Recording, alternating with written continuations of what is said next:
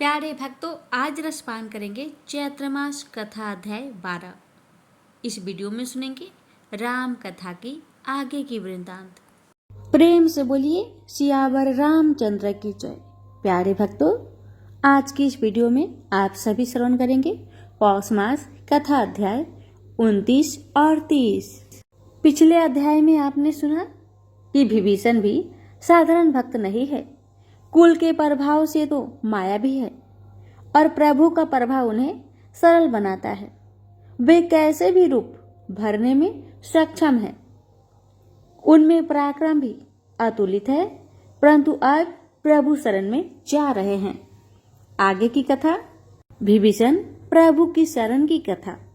विभीषण ने लंका छोड़ते ही संकल्प कर लिया था कि अब वे रावण के रहते इस नगरी में नहीं आएंगे। किसी विकार स्वार्थ भय या नीति बस भी यदि प्रभु द्रोही के संग रहा जाए तो भी घोर पाप लगता है। रावण ने विभीषण के रूप में चारों पुरुषार्थ त्याग दिए थे। यही उसके अभिमान चरम था और अवनति का कारण भी। साधु का अपमान विनाशी लाता है। विभीषण तो परम साधु थे, जिसकी क्षण क्षण जगदीश्वर में प्रीति थी। वे कैसे तामस सहे। विभीषण राम दल में आ गए, किंतु सुग्रीव शंकित हो गए। सुग्रीव ने अपनी आशंका प्रभु के समक्ष रख दी। रावण का भाई विभीषण आया है। राक्षसों की नीति और माया जानी नहीं जाती। शत्रु प्राय भेद लेने के लिए गुप्तचर भेजता है। विभीषण भी कहीं इसी उद्देश्य से तो नहीं आया। राम हंस पड़े। वे शरणागत के मनोभाव जानते हैं, परंतु मित्र के परामर्श और शंका को भी नहीं नकारते। यही तो उन्हें श्रेष्ठतम बनाता है। यही उनका राम तत्व है। वे सुग्रीव को भी संतुष्ट करते हैं और विभीषण का स्वागत भी यही शरणागत की गति है। यदि कोई ब्रह्म हत्या करके भी शरण में आता है तो भी उसे त्यागना पुरुषार्थ नहीं। शिवी ने शरणागत की रक्षार्थ अपनी देह दान कर दी थी। श्री राम तो उनसे भी अधिक करुणामयी है। वे उठकर विभीषण को हृदय से लगाते हैं। विभीषण उस छवि को देखकर मोहित हो गए। उनकी पलकें नहीं झपकती। ऐसा अनुपम रूप देखकर किसे सुधि रहेगी। विभीषण अपने आदर सत्कार से पुलकित है। अभी तो प्रभु ने परिचय भी नहीं पूछा, तब ऐसी प्रीति, ऐसा आदर। क्या उनका परिचय जानकर उनके मन में कोई भाव परिवर्तन हो सकता है? विभीषण ने अपना परिचय दिया। हे स्वामी, मैं पाप बुद्धि दशानन का भाई हूँ। तामसी कुल में जन्म लेकर पाप प्रिय हूँ। आपकी कृपा से विवेक जागृत रहा है और आपका स्मरण रहा है। मेरे भय को नष्ट करे प्रभु, मुझे अपनी शरण मिले। श्री राम का हृदय पुलकित हो गया। वे तो भक्त के भाव भक्ति के अधीन है। सहज समर्पण उनकी विशेषता है। वे न अधिक परीक्षा लेते हैं और न प्रतीक्षा कराते हैं। विभीषण के सब संदेह मिट गए। राम की शरण सब भयों का नाश कर देती है। सगुण और साकार उपासना का इससे अच्छा स्वरूप क्या हो सकता था। ब्रह्मा भी हजारों वर्ष की तपस्या के बाद प्रसन्न हुए थे, परंतु राम इतनी कठोरता नहीं करते। वे विलंब नहीं करते। सहज में मुक्ति और सहज में भक्ति, यही राम का स्वभाव है। वे तत्काल मित्रता को महत्व देते हैं। श्री राम ने हंसकर विभीषण से पूछा, हे राक्षस श्रेष्ठ, हमें लंका पहुंचना है और बीच में यह समुद्र है। कोई उपाय सुझाओ कि हम इस सागर के पार उतरकर शत्रु का अभिमान तोड़े। विभीषण पुलकित हो गए। अभी परिचय भी नहीं हुआ और इतना विश्वास, शत्रु के भाई पर इतना विश्वास। बोले, हे नाथ, आपके बाण की सामर्थ्य कौन नहीं जानता। आप चाहे तो एक ही बाण से सातों सागरों सुखा दे। फिर भी नीति कहती है कि पहले समुद्र देव से प्रार्थना की जाए। श्री राम नीति कुशल विभीषण की राय से सहमत हुए। लक्ष्मण यद्यपि सहमत नहीं थे, वे तो बाण द्वारा जल को सोख लेने के पक्ष में थे, परंतु श्री राम के समक्ष असहमति प्रकट भी नहीं कर सकते। श्री राम उनकी मनोभाव जान गए, बोले, अनुज तनिक धैर्य रखो, यदि विनय से काम बन जाए तो अच्छा है, अन्यथा यह विकल्प तो हमारे पास ही है। लक्ष्मण ने श्री राम की बात समझकर सहमति में सिर हिलाया। श्री राम समुद्र तट पर कुश का आसन बिछाकर बैठ गए और समुद्र की स्तुति करने लगे। उसी स्थान पर रावण के 2 गुप्तचर वानर रूप में उपस्थित थे, जो रावण ने विभीषण के पीछे भेजे थे। अपना भेष बदलकर उन्होंने सारी बात सुन ली थी और प्रभु श्री राम की प्रशंसा भी करने लगे थे। शत्रु पक्ष के व्यक्तित्व पर भी ऐसा स्नेह और विश्वास श्री राम अद्भुत है। शरणागत पर ऐसा स्नेह। वे दोनों प्रभु के गुणगान में इतने भावमग्न हो गए कि अपना सब छल कपट भूल गए। उनकी सब माया जाती रही। वानर दल के बीच 2 भयानक राक्षस राम चर्चा में मग्न थे और उन्हें यहाँ तक भान नहीं था कि उनकी माया लुप्त हो गई और वे वास्तविक रूप में आ गए थे। ये तो उन्हें तब पता चला जब वानरों ने उन्हें चारों ओर से घेर लिया। दोनों घबरा गए, यह कैसा हो गया? उनकी इच्छा के बिना वास्तविक रूप कैसे प्रकट हो गया? और मारो मारो कहकर वानर उन पर टूट पड़े। दोनों त्राहिमाम की पुकार करने लगे। वहां उनकी पुकार कोई ना सुनता था। अब प्रभु से आस लगाई तो बुद्धि काम करने लगी। एक ने तत्काल कहा, जो हमें मारे उसे श्री राम की शपथ। सबके हाथ रुक गए। लक्ष्मण जी ने यह देखा तो उन्हें बड़ी दया आई और दोनों को चुराकर अलग लाए। दोनों को अपनी मृत्यु निश्चल लग रही थी। लक्ष्मण का क्रोध वे देख चुके थे। जब वे समुद्र पर दया नहीं करने के पक्ष में थे तो शत्रु गुप्तचरों पर तो दया कैसे करते? परंतु यह क्या, लक्ष्मण ने तो बड़े विनम्र स्वभाव से बात की। भाई तुम लोग चले जाओ, जाकर अपने उस अहंकारी राजा से कहना कि यदि अब भी अपना हित चाहता है तो प्रभु श्री राम के शरण में आ जाए, अन्यथा उसका अंतिम समय आने में बहुत ही कम समय शेष है। दोनों राक्षसों ने श्री राम और लक्ष्मण की उदारता का गुणगान किया और बार बार लक्ष्मण के कृतज्ञ होकर लंका की ओर चल पड़े। दोनों आपस में इसी विषय पर बात कर रहे थे। ऐसे उदार हृदय संसार में कौन हो सकते हैं जो शत्रु के गुप्तचर को भी क्षमा कर दे? प्रभु श्री राम की महिमा अपरंपार है। इधर श्री राम की विनती समुद्र नहीं मान रहा था। 3 दिन बीत गए थे। जर समुद्र की हर प्रकार से विनय कर ली थी। प्रभु उपवास पर थे और समुद्र की जड़ता नहीं जा रही थी। अब श्री राम के धैर्य की सीमा भी अपने अंतिम बिंदु पर पहुंच गई। वे समझ गए कि भय के बिना प्रीति नहीं होती। श्री राम के नेत्र खुले तो उनमें रोष था। लक्ष्मण, श्री राम ने लक्ष्मण से कहा, मेरे धनुष बाण लाओ। अब इस अभिमानी और जड़ बुद्धि को मैं बाण के द्वारा जल विहीन करता हूँ। मूर्ख के साथ विनय, कुटिल के साथ प्रेम और कंजूस को सदुपदेश देना व्यर्थ है। जिस प्रकार बंजर भूमि में बीज बोने का कोई अर्थ नहीं होता, उसी प्रकार इस जड़ समुद्र से विनय करने का कोई लाभ नहीं। यह विनय को हमारी असमर्था समझ रहा है। क्रोधित श्री राम ने धनुष पर बाण चढ़ाया और समुद्र में छोड़ने ही वाले थे कि उस अग्नि बाण के प्रचंड ताप से समुद्र के जल जीव व्याकुल हो गए। समुद्र की शांत सतह पर कोलाहल होने लगा। दरियाल घोड़े, बड़ी विशाल मछलियां और मगरमच्छ समुद्र को माथे डाल रहे थे। समुद्रदेव भयभीत हो गए।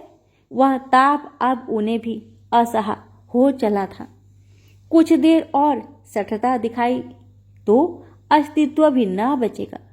तब वह ब्राह्मण वेश धरकर दीनता के साथ त्राहिमाम करता हुआ प्रभु के शरणों में आ गिरा और बोला, हे नाथ, हे जगदीश्वर, मुझ जड़ की भूल क्षमा करे, मेरे दोषों को अनदेखा करे। स्वामी, हे दया निधान, पांचों तत्व स्वभाव से ही जड़ है और यही आपकी प्रेरणा है। आज आपने मेरी जड़ता का अच्छा दंड दिया और ठीक ही दिया, परंतु हे जगत पिता, मेरी मर्यादा भी तो आपकी ही बनाई हुई है। मैं आपके प्रताप से जल रहित हो जाता हूँ तो मेरी मर्यादा भंग होगी और ये तो आपका ही उल्लंघन हुआ। हे देवाधिदेव, अब आप जैसा कहे मैं वैसा करूं, मुझे आज्ञा दीजिए। करुणा निधान श्री राम समुद्र की विनती सुनकर द्रवित हो गए। दया उनकी प्रकृति है। उस पर भी समुद्र का कथन नीति युक्त था। उनके अग्निबाण से समुद्र सूख जाता, मार्ग बन जाता, सेना पार उतर जाती, परंतु यह श्री राम के मनुज रूप के लिए उचित न होगा कि उन्होंने अपनी प्रभुताई दिखाकर समुद्र को नत किया। उन्हें तो मानवीय युक्तियों से असत्य पर सत्य की विजय करनी थी।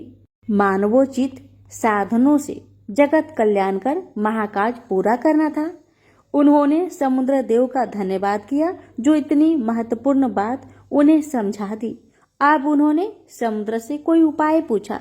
हे तात, अब आप ही कोई युक्ति बताए जिससे हमारी वानर सेना पार उतर जाए और हम उस अहंकारी रावण का अभिमान चूर चूर कर सके। हे सर्वव्यापी परमेश्वर, आपकी महिमा अपरंपार है। ऐसा कौन सा उपाय है जो आप नहीं जानते, फिर भी आप मुझ तुच्छ को श्रेय दे रहे हैं? ऐसा है, श्री राम प्रेरणा करते हैं और श्रेय देते हैं। समुद्र देव ने बताया कि बानर सेना ने नल और नील नामक दो बानर बंधु है। उन्होंने बचपन में ही एक ऋषि से श्राप बस वरदान पाया था कि उनके स्पर्श करने पर भारी से भारी पदार्थ भी जल में तैरने लगेगा। आप उन्हें आदेश करें तो वह जल के ऊपर सेतु का निर्माण कर देंगे। मैं भी अपनी क्षमता के अनुसार सहायता करूंगा। आपकी कृपा से कार्य सफल हो जाएगा और अंत काल तक प्रभु का सुयश रहेगा। श्री राम ने समुद्र देव को विदा किया और नल और नील को पास बुलाकर उनके कौतुकपूर्ण हाथों को स्पर्श करके बड़ी प्रशंसा करने लगे। नल नील सकुचा रहे थे। कभी बचपन में अवश्य उनके द्वारा छुए हुए छोटे कंकर जल पर तैर जाते थे, परंतु बड़े पत्थर के साथ उन्हें शंका थी। उस पर भी विशाल सेतु, उन्हें अपनी क्षमता पर संदेह था। राम उनके मनोभाव को जान गए और उन्हें परीक्षण करने को कहा। दोनों भाइयों ने सकुचाते हुए दो भारी पत्थर उठाए और प्रभु का नाम लेकर जल में छोड़ दिए। सभी हर्ष से भर उठे। शिलाएं जल पर तैर रही थी। दोनों भाई प्रभु के चरणों में आ गिरे। इधर रावण के भेजे गुप्तचर तो साधु बत हो गए थे। वे राम राम भजन गाते हुए रावण के दरबार में पहुंचे तो रावण भन्ना गया। एक राम भक्त लात मारकर भगाया गया था। यहाँ दो वापस आ गए। वे श्री राम के प्रताप का वर्णन कर रहे थे। हे दशानन, यह लंका गुलर के फल जैसी है जिसमें हम राक्षस रूपी भोगने रहते हैं। श्री राम का तो एक बाण भी हमसे न सहा जाएगा। अच्छा है कि हमें उनकी शरण में जाने पर कुछ दिन जीवित रहने का अवसर मिल जाए, अन्यथा हमारी मृत्यु समुद्र के दूसरे तट पर खड़ी है।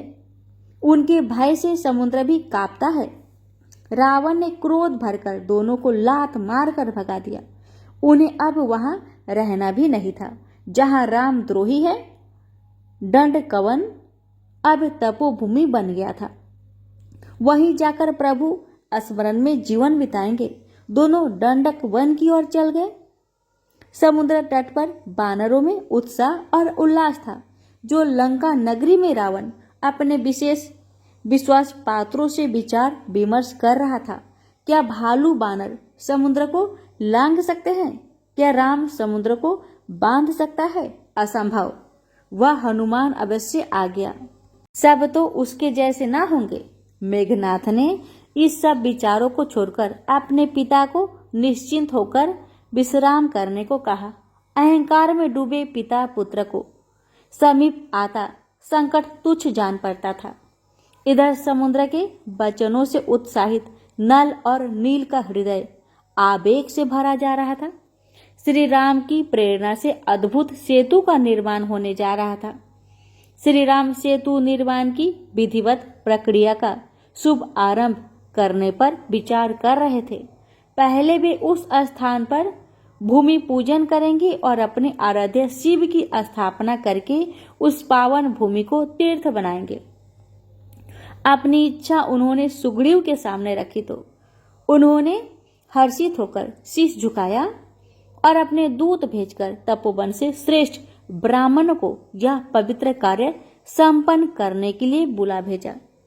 बानर दल ने दौड़ दौड़कर सब समिधा सामग्री एकत्र कर ली। राम सेतु पर शिवलिंग की स्थापना हेतु परम विद्वान दशानन को ही मुख्य अग्निहोत्र के रूप में आमंत्रित किया गया था और वह वहां आया भी था। रावण ने ब्राह्मण धर्म का पालन करते हुए अपने विशेष पांडित्य का प्रदर्शन किया और शिवलिंग की स्थापना को विधि विधान से संपन्न कराया। अंत में रावण ने एक सच्चे ब्राह्मण की भांति श्री राम को सदैव विजय का आशीर्वाद दिया। वास्तव में रावण केवल अहंकारी ही नहीं था, वह समस्त विद्याओं और नीतियों का ज्ञाता भी था। पुण्य तीर्थ रामेश्वर में शिवलिंग की स्थापना कर दी गई। जिन श्री राम के समक्ष समस्त ब्रह्मांड नत है, वे शिव के समक्ष नत थे। श्री राम एकटक शिव की भव्य मूर्ति को निहारते हुए बोले, हे सुग्रीव, मेरे द्वारा स्थापित परम पावन शिव की इस मूर्ति के जो भी मनुष्य दर्शन करेगा वह मेरे लोक को प्राप्त करेगा। जो इनका अभिषेक गंगा जल से करेगा वे सदैव मेरा प्रिय रहेगा। जो इनकी भक्ति में लीन रहेगा मैं उसका सदा सहायक रहूंगा। देवता पुष्प वर्षा कर रहे थे। श्री राम की शिव भक्ति अवर्णनीय थी। वे शिव महिमा का भावपूर्ण वर्णन कर रहे थे। भगवान शिव राम कथा सुनाते सुनाते भाव विभोर हो गए और पार्वती जी हंसकर कहने लगी, हे उमा, श्री राम मेरे जिन गुण का वर्णन कर रहे हैं उनमें से कितने तो ऐसे ही हैं जिनसे मैं स्वयं परिचित नहीं, परंतु उन सर्वद्रष्टा की दृष्टि से किसी के गुण अवगुण छिपे नहीं रह सकते, क्योंकि ये सब तो उन्हीं के उपहार है। श्री राम और शिव की परस्पर भक्ति एक नई ऊर्जा का निर्माण करती है। उसी से ब्रह्मांड का सृजन, पालन और संहार होता है। रामेश्वरम की स्थापना हो गई, जिसे स्वयं श्री राम ने स्थापित किया। वह कैसा पुण्य तीर्थ होगा, परम मोक्ष प्रदान करने वाला। ब्राह्मण श्री रामचंद्र के श्री मुख से शिव महिमा सुन रहे थे और अपना जीवन धन्य मान रहे थे। शिव जी माता पार्वती को राम कथा सुनाने में भाव विहल हो रहे थे। उनका राम प्रेम इतना विस्तारित था कि उन्हें वक्ता होते हुए भी स्वयं में श्रोता की अनुभूति हो रही थी। पार्वती इस प्रेम को समझती थी। राम स्नेही का यही भव्य रूप है। वे कथा को आगे बढ़ा रहे थे। हे पार्वती, सच्चिदानंद श्री भगवान का तूनीर बड़ा अमोघ है। क्षण, निमेष, परमाणु, वर्ष, युग और कल्प इसके बाण है और स्वयं काल इनका धनुष है। फिर भी रावण अपने अभिमान को नहीं त्यागता। ऐसे नहीं है कि वह श्री राम की प्रभुताई नहीं जानता, परंतु मानता नहीं। उसकी हठ ऐसे छोटे बालक की तरह है जो चंद्रमा को हाथ से छूकर ही विश्वास करना चाहता है कि वह चंद्रमा है। इसे उसका शोध कह सकते हैं। जो रावण को समीप से जानते हैं, उनकी समझ में उसके हठ का रहस्य गूढ़ है। इसे प्रकट करने से राम के सुयश पर प्रभाव पड़ता है। शिव से अधिक कौन जानता है रावण के विषय में? प्रसंग और प्रश्न उठते हैं तो अधिक दुविधा होती है। इसलिए परिपाटी का पालन करना उचित और स्वाभाविक है। श्री राम ने समुद्र देव का परामर्श स्वीकार ही नहीं किया, अपितु उसका परीक्षण भी कर लिया है। देवता ही जानते हैं कि उन्होंने नल नील का हाथ स्पर्श करके उन्हें पत्थर को जल पर तैरने के श्राप या वरदान को चट्टानों पर्वतों की सीमा में बदल दिया। प्रभु करुणा सागर है, वे श्रेय नहीं लेते। वानर दल अब उत्साह से भरा है। अब श्री राम की आज्ञा की देर है। जामवंत ने प्रभु से विनय की, हे प्रभु, यद्यपि इस भाव में आपसे श्रेष्ठ, आपके नाम से सुंदर सेतु कौन है जो जीव को तत्क्षण पार उतार देता है? अतः अब उस सेतु का भी निर्माण ही कर लिया जाए जो हम सबको शत्रु के सम्मुख पहुंचा सके और हम अपना बल परख सके। श्री राम ने भी विलंब करना उचित न समझा। उन्होंने नीति के अनुसार सुग्रीव से चर्चा करके तत्काल कार्य आरंभ करने की विनय की। सुग्रीव ने राम आज्ञा को शिरोधार्य करते हुए वानर समाज को एकत्रित किया और कार्य समझाया। वानर दल तो बस आज्ञा का इच्छुक था। नल और नील मुख्य शिल्पी की भूमिका में आ गए। आज उनका जीवन सार्थक हो गया। प्रभु श्री राम के कार्य में सहयोग करने से उसका महत्व बढ़ गया। एकमात्र वही उस कठिन कार्य के लिए नियुक्त हुए। वानर दल ने समीप के पर्वत को चुन लिया है। दल बन गए। चट्टानों को तोड़ने वाला दल अलग है। उन्हें उठाकर नल नील के पास ले जाने वाला दल अलग है। श्रृंखला बना ली गई। नल नील पत्थर पर राम लिखते हैं। यह एक पंथ दो काज है। पत्थर का स्पर्श भी हो जाता है और प्रभु राम का स्मरण भी रहता है। नल नील के स्पर्श किए गए पत्थरों को क्रम और ढंग से लगाने वाला दल अलग है। प्रत्येक कार्य व्यवस्थित और अनुशासित ढंग से हो रहा है। श्री राम के किसी कार्य में सहायक होने के लिए देवता भी तरस रहे थे। प्रभु उनके हित के लिए इस धराधाम पर मनुज रूप में आए हैं और आज वे एक असंभव से कार्य को भी अपनी प्रेरणा से संभव कर रहे हैं। किस भांति उसमें योगदान करके प्रभु की सेवा की जाए, यह देवता भी सोच रहे हैं। एक नन्ही गिलहरी भी उसमें योगदान कर रही थी। श्रमदान का अपना महत्व है और वो भी प्रभु की सेवा में हो तो उसका कहना ही क्या। वह गिलहरी तनिक सी रेत से जाकर पत्थर के जोर पर डाल रही थी। अंग भर रेत का भी बड़ा महत्व है।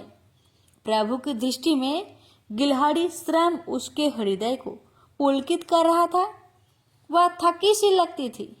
प्रभु श्री राम उसकी पीठ पर हाथ फिराया तो वह नन्हा जीव स्वयं को कैसा पुण्यवान मानता होगा। राम की दृष्टि में सबका महत्व है। छोटे से छोटा श्रम और सहायता उन्हें ऋण रूप में है। राम की दृष्टि से कुछ छुपा नहीं। वीर वानर बड़ी तन्मयता से अपने काम में जुटे थे। विभीषण और सुग्रीव प्रभु के पास बैठे थे। लक्ष्मण सेतु निरीक्षक नियुक्त हुए थे और एक एक चीज पर नजर रखे हुए थे। पहाड़ के पहाड़ समतल हुए जा रहे थे। संसार का सबसे अद्भुत सेतु आकार लेने लगा था। आकाश से झांकते देवता उस जीव प्रयास पर अचंभित थे। देव ऋषि नारद को ऐसे विषय में बड़ी रुचि थी। वे प्राय नारायण नारायण कहते प्रभु दर्शन को आ जाते थे। सेतु निर्माण होता देखकर भी आ गए। श्री राम का उन पर विशेष अनुराग था। आते ही प्रभु ने उन्हें और उन्होंने प्रभु को प्रणाम किया। यह भक्त और भगवान के बीच स्नेह संबंध का चरम था। जब दोनों ही परस्पर सम्मान की इस श्रेणी में होते थे। देव ऋषि दिव्य है, श्री हरि के लिए पूजनीय है। श्री हरि तो है ही अखिल सच्चिदानंद। देव ऋषि सेतु निर्माण पर हर्षित और विस्मित है। पत्थर पानी पर तैर रहे हैं। अवश्य प्रभु ने ऐसी प्रेरणा की है। उन पत्थरों को राम उनके मनोभाव समझ गए। देव ऋषि आप भी महान विचारक है। जो साक्षात है उसे नहीं देख रहे। देखिए कि नल और नील के स्पर्श मात्र से पत्थर पानी पर तैरने लगता है। राम ने हंसकर कहा। नारद हंसे। प्रभु सब आपकी ही लीला है। संसार में किसे क्या कला, क्या शक्ति और कितनी सामर्थ्य देनी है, वो तो आप ही निर्धारित करते हैं। श्री राम नल नील की प्रशंसा कर रहे थे। देव ऋषि भाव विभोर हो गए प्रभु की इस लीला पर। यही तो आनंद है राम के सानिध्य का। विभीषण बड़े पुण्यवान हैं, जिन्होंने सब बंधन तोड़कर प्रभु की शरण ले ली।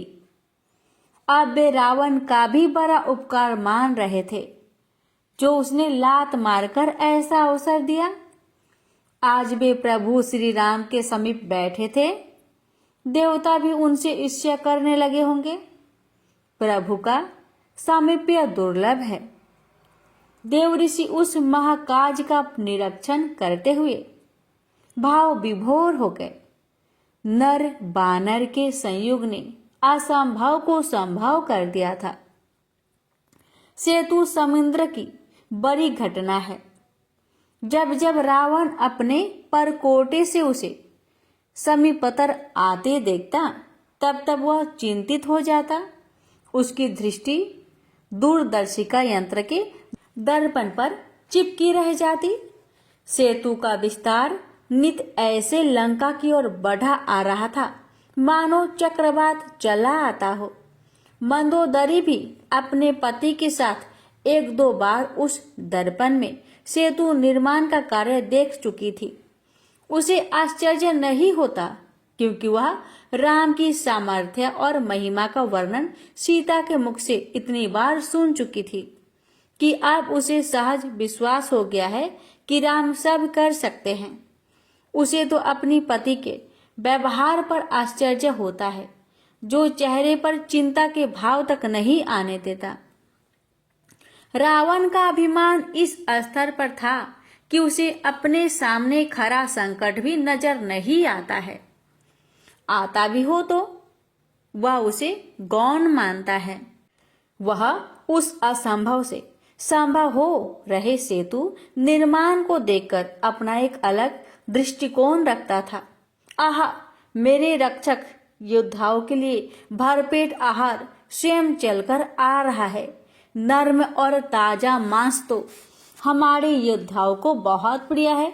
वह तपस्वी राम कितना मूर्ख है, जो प्रचंड अग्नि के पास सूखी घास ला रहा है।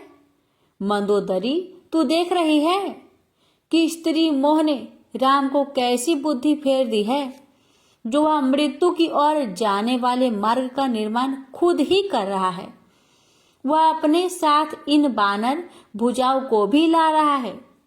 यह उसके अभिमान का चरम था। मंदोदरी की समझ में नहीं आता कि वह उसे क्या प्रतिक्रिया दे। वह श्री राम के प्रताप और सामर्थ्य को देखकर भी अनदेखा कर रहा था। रावण को किसी का परामर्श सुहाता ही नहीं, परंतु मंदोदरी अपना और रावण का ही नहीं, अपने कुल का हित समझती थी। वह जानती थी कि रावण अप्रसन्न हो जाएगा, परंतु उसे समझाना वह अपना पत्नी धर्म समझती थी। अतः बोली, हे स्वामी, आप अभिमान के बस में हैं और सत्य को स्वीकार नहीं कर रहे हैं।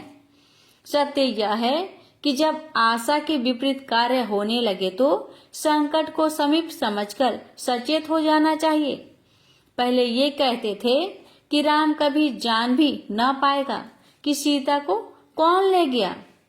जान भी गया, अज्ञात लंका की खोज न कर सकेगा। वो भी कर पाया, तो यहाँ आने का साधन क्या करेगा?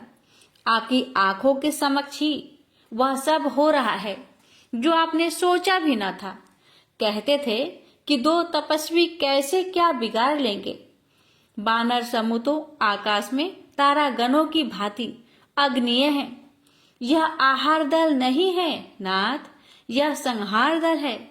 यह श्री राम के प्रकोप की बानर आपदा है और नर बानर का यह गठबंधन ब्रह्मा के वरदान के अनुसार ही हुआ है। रावण मंदोदरी की उपदेशों पर भन्ना गया और उसे दुक्कारने फटकारने लगा। वह अपने अभिमान में इतना निर्जल हो गया कि पत्नी के नेत्रों में अपने कुकृत्यों के लिए उत्पन्न हेयता को भी नहीं समझना चाहता। उसने मंदोदरी को मूर्ख स्त्री कहकर उपेक्षित किया। उसके अभिमान को तो उसके जैसे ही अभिमानी पोषण देते हैं। रावण के सभी पुत्र पौत्र उसी की भांति अभिमानी थे। सब के सब अवगुण की खान थे और रावण उनके अवगुणों को राक्षसोचित गुण मानता था। तामसी शरीर पाया तो उसी के अनुसार व्यवहार भी करेंगे। सेतु निर्माण पर कोई चिंतित नहीं। कठिन शत्रु सामने आ रहा हो तो साधारण जीव भी अपने बचाव के उपाय करता है, परंतु रावण और उसके पुत्र का अभिमान तो सेमरू पर्वत से भी ऊंचा था। उन्हें तो उस समय भी कोई चिंता ना हुई जब उन्होंने सेतु और दीप को परस्पर जुड़ते देखा। वे अभिमान भरी बातें ही करते थे। कोई कहता कि कई सहस्त्र बानर को तो मैं एक बार में भक्षण कर जाऊंगा और हजारों को अपने पैरों से चींटी की भांति मसल दूंगा। रावण उनकी बातों पर अट्ठास करता था। श्री राम हर्षित थे। नल नील ने संरचना, आकृति और वास्तु का अद्भुत सेतु बनाया था। सेतु मजबूत भी था। उसकी परख बानर दल की धमा चौकड़ी से ही हो रही थी। 400 योजन लंबे सेतु का निर्माण कल्पना से बाहर है, परंतु जब श्री राम की कृपा है तो वही यथार्थ है। श्री राम सेतु पर चढ़कर समुद्र का विस्तार देख रहे थे, अतः जल राशि पृथ्वी लोक का भव्यतम दृश्य। श्री राम सेतु पर आ गए। ऐसा जल जीवों को पता चल गया तो उनके दर्शन के लिए जल से बाहर आ रहे थे। आज वे छोटे जीव बड़े जलचरों के सामने निर्भय होकर गुजर रहे थे, जो सामान्यतः उन्हें देखते ही खा जाते थे, परंतु आज श्री राम ने उन्हें साधुता दी है।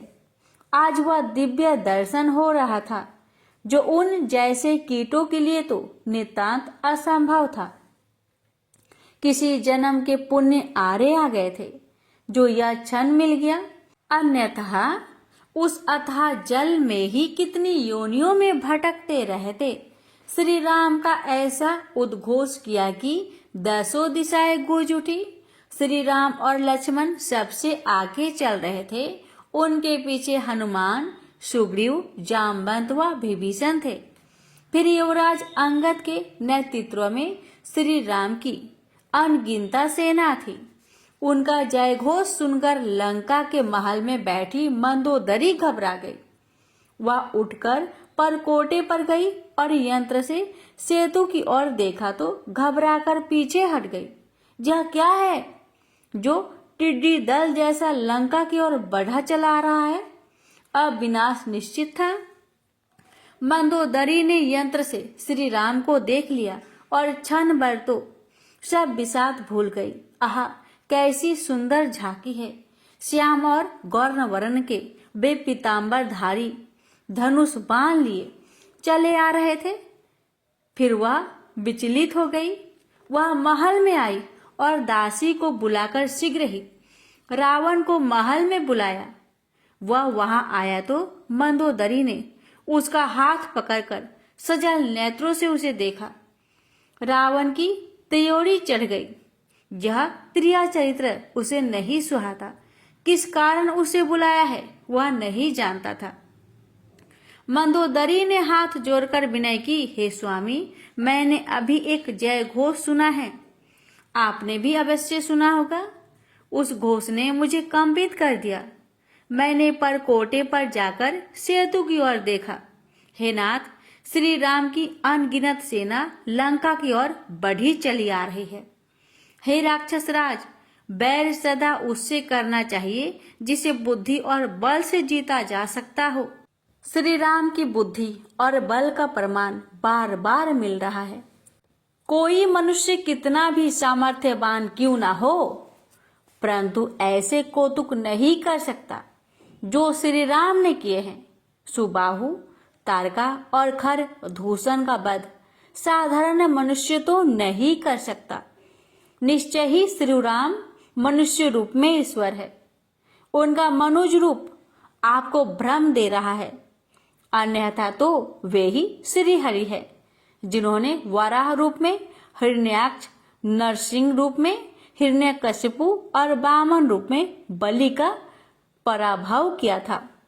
हे ब्रह्मांड के नियंता, काल, कर्म और जीव उनके ही हाथ में है, अतः उनसे वैर ना करके कुल की रक्षा कीजिए। श्री राम बड़े दयालु हैं, शरणागत पर उनकी प्रीति रहती है। वे स्वयं चलकर आए हैं। आपका तो यही प्रताप तीनों लोकों में आपके सुयश को अमर कर देगा कि लंकापति के लिए श्रीहरि पैदल चलकर आए। अब हठ त्याग कर उनका स्वागत और दर्शन करे। रावण क्रोध के मारे खड़ा हो गया। मूर्ख स्त्री प्रलाप किए जा रही है। किसे भय दिखा रही है? रावण को। इस जगत में मेरे समान दूसरा कोई योद्धा नहीं है। मैंने अपने बल से सभी देवताओं को जीत लिया है। मेरा बंदी गृह मेरे भुज बल से शोभ्यमान है। तू मुझे बानरों का भय दिखाती है। बिल्ली कहीं चूहे से डरती है। स्वयं शिव भी यदि मेरे द्वार पर ललकारते हुए युद्ध की चुनौती देने लगे तो मैं उनसे भी भिड़ जाऊं। मैं तेरी यह बात मान लूं कि राम ही विष्णु हैं, और यदि हो भी तो भय का क्या अर्थ?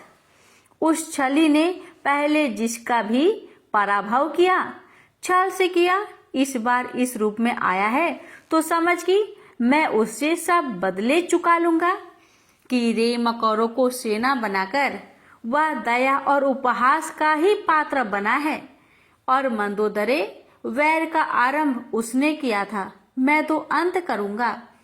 मंदोदरी अपने पति की ललाट पर काल की छाया मंडराती देख रही थी। अब वह किसी की ना सुनेगा। प्रभु ने उसे कालवश कर दिया है। वह सब प्रकार से समझाकर ठग गई, परंतु रावण न माना। हाथ छुड़ाकर दुर्वचन कहता हुआ वह दरबार में आ गया और अपने सभासदों को शत्रु सेना के आने का समाचार बताकर उनसे युद्ध संबंधी परामर्श मांगने लगा। यथा राजा तथा प्रजा रावण के सभाप्रद भी उसके ही जैसे थे। अभिमानी ने दीमक की तरह उस दरबार को ग्रास कर लिया था।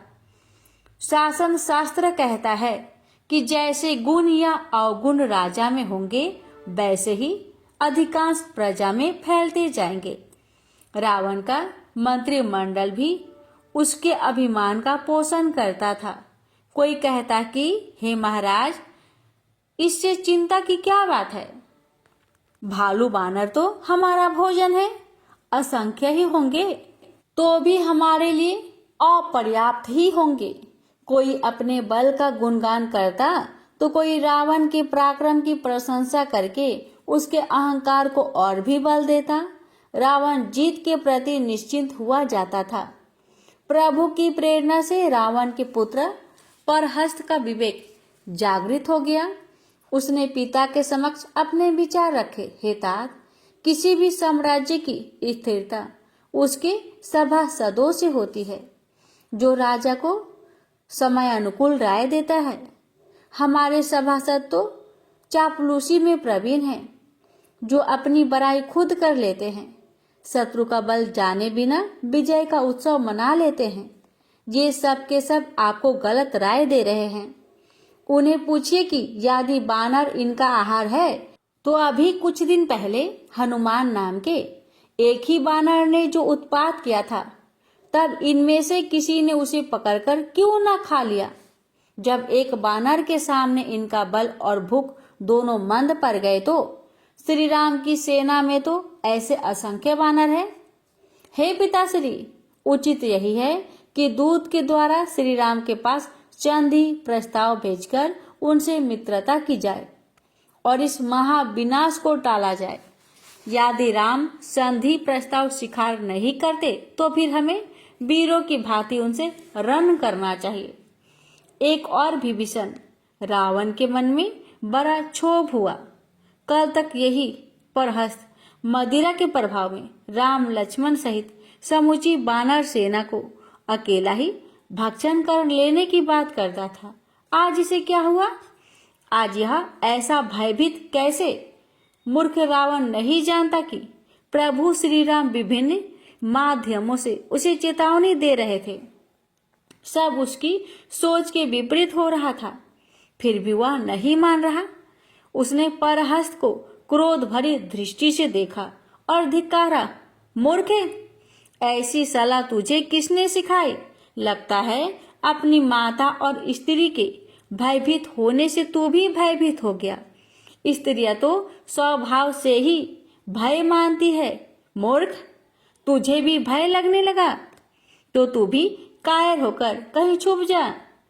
यही उस तपस्वी की शरण में जाने का विचार कर रहा है तो बता, मैं तुझे यमराज की शरण में भेज देता हूँ।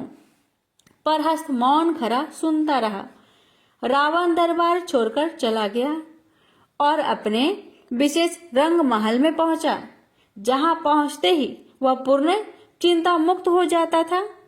वह नित्य उस महल में मंदोदरी सहित आकर विलासिता का आनंद लेता था। मृत्यु सिर पर आ खड़ी थी, परंतु उसे परवाह नहीं थी।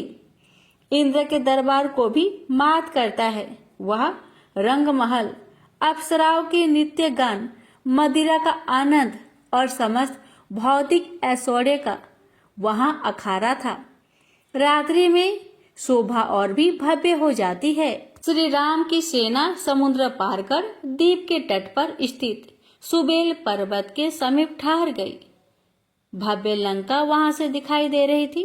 श्री राम एक शिला पर विराजमान हो गए थे। अन्य सभी भूमि पर उनके सामने बैठे थे। लक्ष्मण उनके समीप खड़े थे। बानर दल से दीप अटा पड़ा था। संध्या का समय था। श्री राम विचार विमर्श कर रहे थे। थोड़ा अहंकार हुआ और सेमरू पर्वत की चोटी प्रकाशमान हो गई, मानो सातों सूर्य उस चोटी पर प्रकाशित हो गए हो और वाद्य यंत्रों का नाद आने लगा। श्री राम उस अद्भुत दृश्य को देखकर रोमांच से बोले, हे विभीषण, यह कैसा भव्य प्रकाश है, मानो अंधकार होते ही सातों सूर्य आ जुटे हों। और यह मधुर संगीत तो प्रतीत होता है कि इंद्र के दरबार से आ रहा है। लगता है इंद्र ने पर्वत की चोटी पर अपना विलास गृह बना लिया है।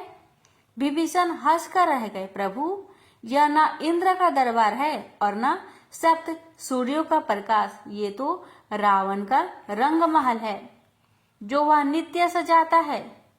उसका ही यह विलास क्रिया है। जहाँ जो प्रकाश है वह उसके रज छत्र से निकल रहा है। सूर्य रश्मियों की भांति झिलमिलाते प्रकाश वास्तव में रानी मंदोदरी के कर्ण फूल हैं। इस रंग महल में देव कन्याएं नृत्य कर रही है और गंधर्व गीत गा रहे हैं। यही उस रावण का अहंकार भरा चरित्र है। उसके द्वार पर कठिन संकट आ खड़ा है, लेकिन उसे इसकी तनिक चिंता नहीं, क्योंकि वह इसे संकट मानता ही नहीं। उसके लिए तो आप और आपकी सेना तुच्छ है। श्री राम मुस्कुराए और उन्होंने धनुष पर बाण का साधन किया। उस रावण ने जो किया वह किसी ने न जाना। वह बाण रावण के रजत छत्र, मुकुट और मंदोदरी के कर्ण फूलों को काटकर वापस प्रभु के तुनीर में आ समाया। रावण रास रंग में व्यस्त था। मदिरा का पात्र उसके हाथ में था। वह स्वयं को देवलोक के इंद्र से कम नहीं समझता था। अचानक जाने क्या हुआ कि अंधकार छा गया। रावण का मुकुट और छत्र गिर पड़े। मंदोदरी के कर्णफूल भूमि पर गिर पड़े। यह सब कैसे हुआ, यह रावण की समझ में न आया। एकाएक सभा में मौन व्याप्त हो गया। यह तो अपशकुन हो गया था। सब रंग में भंग पड़ गया। मंदोदरी व्याकुल हो उठी। नृत्य क्रिया मूर्तिवत हो गई। वाद्य यंत्र हिलाने से भी ना हिले। यह कैसी माया है। रावण फिर भी भयभीत नहीं हुआ। उसने इसे साधारण घटना कहा और कार्यक्रम को पुनः आरंभ करने का आदेश दिया। परंतु अब किसी में वह उत्साह नहीं रहा था, न नर्तकियों, न गायकों, न वादकों में। रावण अप्रसन्न हो गया और उसने कार्यक्रम स्थगित कर दिया। मंदोदरी को अपने कर्णफूल गिरने से ही क्षोभ हो गया था। वह विषाद थी। ऐसा अपशकुन उसे भयानक अनिष्ट की आशंका से भयभीत कर रहा था। उसने रावण से पुनः निवेदन किया, हे नाथ, श्री राम से विरोध छोड़ दीजिए। आज जो रंग महल में हुआ यह साधारण घटना नहीं है, वह श्री राम की ही माया है। हे स्वामी, उन्हें मनुष्य मारने की हट छोड़कर मेरे पुत्र पौत्रों पर दया कीजिए। श्री राम विश्व रूप है। सब उन्हीं से सिरज कर उन्हीं में विलीन हो जाता है। वेद जिनके अंग अंग में भिन्न भिन्न लोकों की कल्पना करते हैं, वे वही महाप्रभु है। आप उनकी शरण में जाइए और मेरे सुहाग की रक्षा कीजिए। महाअभिमानी रावण अपनी रानी के ऐसे वचन पहले भी सुन चुका था। वह उन्हें कभी ध्यान में नहीं लगाता। भय उसके स्वभाव में नहीं है और स्त्रियों को वह अवगुणों की खान मानता है। वह तनिक भी चिंतित नहीं हुआ और आराम से शयन हेतु शयन कक्ष में चला गया। भक्तों, इसकी आगे की कथा कल के वीडियो में अवश्य सुनिएगा।